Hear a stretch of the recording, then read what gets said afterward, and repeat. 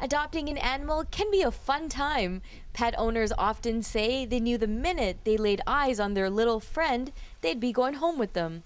But what do you do when an animal adopts you? It's been an absolute delight. That was the case for Maria Glaze and her husband Ken. But it wasn't a cat, a dog, or even a bunny that chose to live with them. Ruby, a curious Muscovy duck, is now part of the Glaze clan. I think Ruby's become one of the pack. She wags her tail feathers when she sees the dogs, and the dogs and Ruby are beak to nose, wagging tails, wagging tail feathers, and greet each other, and I think she thinks she's one of the dogs. Maria first adopted Jasmine, then Kaya, and then Toby came along. Ruby, on the other hand, came to live with them by choice.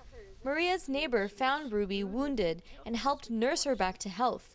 She would bring Ruby over for a dip in Maria's pond until one day she kept running away, flying away, hiding, and so I was worried about her staying here. I'd never had a duck. I didn't know how my dogs would react.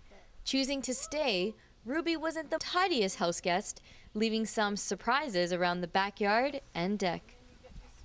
It bothered my husband, but I thought maybe I can scoop it up and use it for fertilizer in the garden. A Ruby gift. As she worked her way into their hearts, the mess became an afterthought.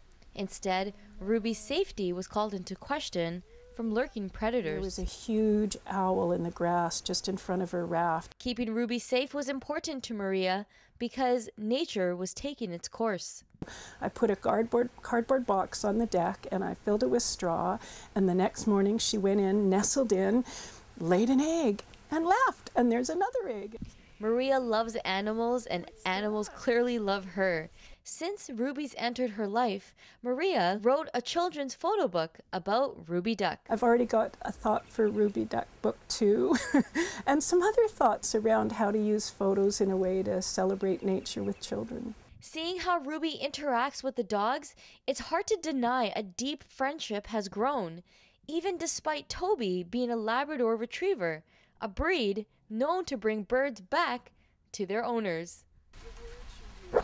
Ruby's presence has not only brought joy to the Glaze clan, but she's also teaching life lessons about living in the moment. Having a little animal among our animal friends that can leave anytime she wants to has been really interesting. Just enjoy her every moment she chooses to stay.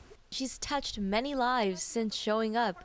Maria senses the heart and deep longing we all have for a community. I think about our journey with Ruby and I think, don't we all want a community where if you're wounded, someone will nurture you and help you get strong.